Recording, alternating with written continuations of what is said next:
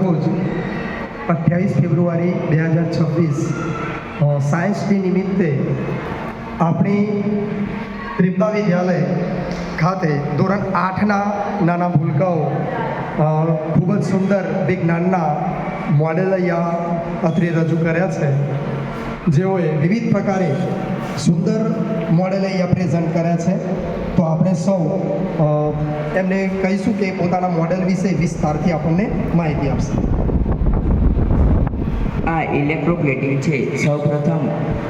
સૌપ્રથમ કોપર સલ્ફેટનું દ્રાવણ લો, ત્યારબાદ લોખંડની અને કોપરનું પ્લેટ લો. ત્યારબાદ